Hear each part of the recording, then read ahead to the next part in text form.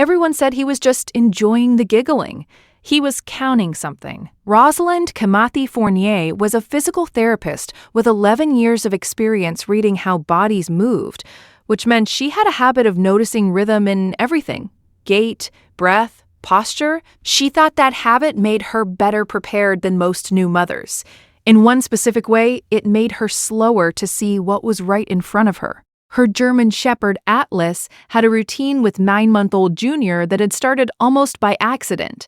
Every morning, the baby would shriek with laughter at something, a funny face, a tickle, a sneeze, and Atlas would plant himself directly in front of him, mouth open in that panting, almost smile dogs do, staring intently at the baby's open laughing mouth for the full duration of each giggle fit. It was, by every appearance, the most wholesome thing in the house. Rosalind filmed it constantly.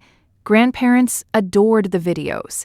Then, in the second week, she noticed the timing had changed. Atlas wasn't just watching the laughter. He was staring specifically at the rise and fall of Junior's chest between each burst, head tilting with an intensity that didn't match simple enjoyment. That detail would matter. She didn't know that yet. By the third week, Atlas had started doing something new. After each laughing fit, he would press his ear flat against Junior's chest and hold it there for several seconds, completely still. Before pulling back and resuming his normal alert posture, Rosalind's mother, visiting for the weekend, watched this happen twice in one afternoon and voiced what Rosalind had been quietly wondering. That's not playing anymore. He's listening for something. Rosalind laughed it off at the time. Atlas was simply an affectionate, unusually tactile dog, she told herself. She had years of clinical training telling her that behavior needed a functional explanation, but listening to a baby's chest wasn't in any framework she'd studied. She filed it as an odd quirk rather than a signal. The following Tuesday, Junior's laughing sessions grew shorter, more effortful. Ending in a faint wheeze Rosalind almost mistook for a hiccup. Atlas's chest listening ritual, meanwhile, grew longer.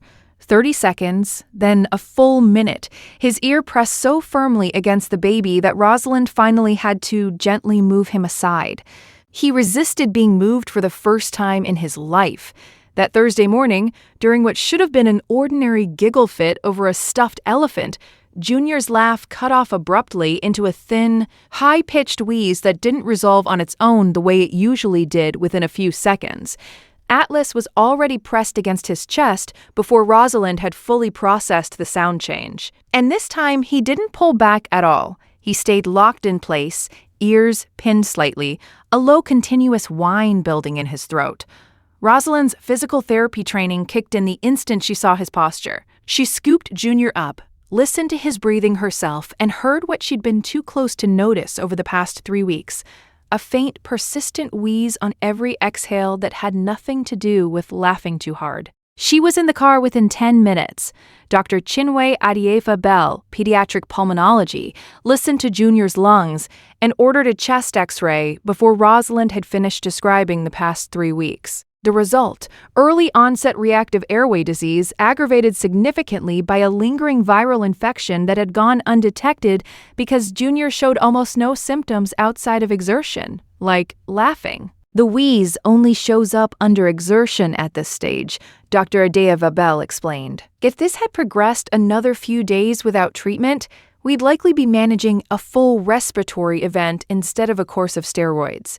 Rosalind sat with that sentence in the waiting room for a long time. Atlas staring at Junior's chest during every laughing fit. Not fascination.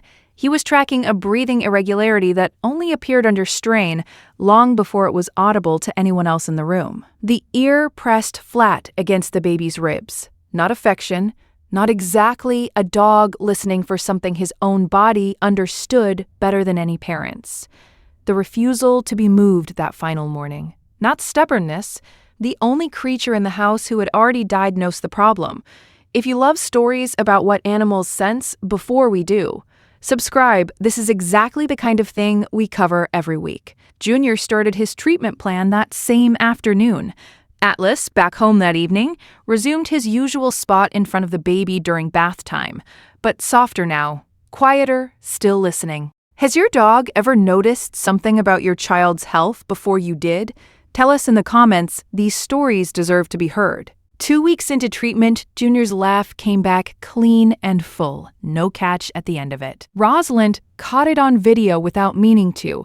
Atlas beside him as always, ear tilted, but this time simply enjoying the sound rather than measuring it. If stories like this matter to you, subscribe so you never miss the next one. Next week's story is about a dog who refused to let a toddler nap for 4 straight days and turned out to be right every time.